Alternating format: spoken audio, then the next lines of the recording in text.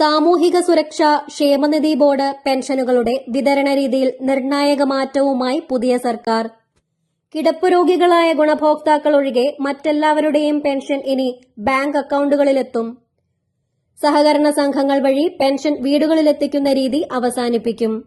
Pension വീടുകളിലെത്തിച്ചു നൽകുന്നതിൽ സാങ്കേതികവും പ്രായോഗികവുമായ ബുദ്ധിമുട്ടുകളുണ്ടെന്ന് Kerala social security pension limited സർക്കാരിന് റിപ്പോർട്ട് നൽകിയിരുന്നു. ഫണ്ട് തിരിച്ചടയ്ക്കുന്നതിലെ കാലതാമസവും പോർട്ടലിൽ ഡാറ്റ എൻട്രി വൈകുന്നതും അപാകതകൾക്കിടയാക്കുന്നതായി കണ്ടെത്തിയതിനെ തുടർന്നാണ് സർക്കാരിന്റെ സുപ്രധാന തീരുമാനം. പൂർണ്ണമായ ആധാർ സീഡിംഗ് നടപ്പാക്കാത്തതിനാൽ ഒരേ വ്യക്തി ഒന്നിലധികം പെൻഷൻ വാങ്ങുന്ന സാഹചര്യവും അർഹതയില്ലാത്തവർ കൈപ്പറ്റുന്ന സ്ഥിതിയുമുണ്ട്.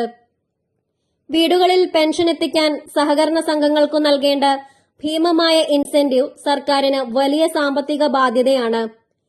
പെൻഷൻ വിതരണത്തിന് ആധാർ അധിഷ്ഠിത ഡയറക്ട് ബെനഫിറ്റ് ട്രാൻസ്ഫർ നടപ്പാക്കണമെന്ന നിർദ്ദേശം പാലിക്കാത്തതിനാൽ കേന്ദ്ര ധനസഹായം നഷ്ടപ്പെടുമെന്ന വിലയിരുത്തലും പുതിയ തീരുമാനത്തിന് പിന്നിലുണ്ട്. കിടപ്പുരോഗികൾക്കും ഒഴിവാക്കാനാവാത്ത പ്രത്യേക സാഹചര്യമുള്ളവർക്കും വീട്ടിൽ പെൻഷൻ എത്തിക്കും. മറ്റു ഗുണഭോക്താക്കൾക്ക് ആധാർ ലിങ്ക് ചെയ്ത ബാങ്ക് അക്കൌണ്ടുകളിൽ തുകയെത്തുമെന്ന് ധനകാര്യ additional chief secretary KR Jyothilal പുറപ്പെടുവിച്ച ഉത്തരവിൽ പറയുന്നു.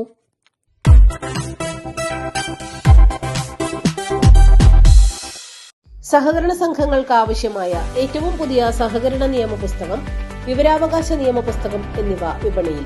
ആവശ്യക്കാർ വിളിക്കുക 9446227583.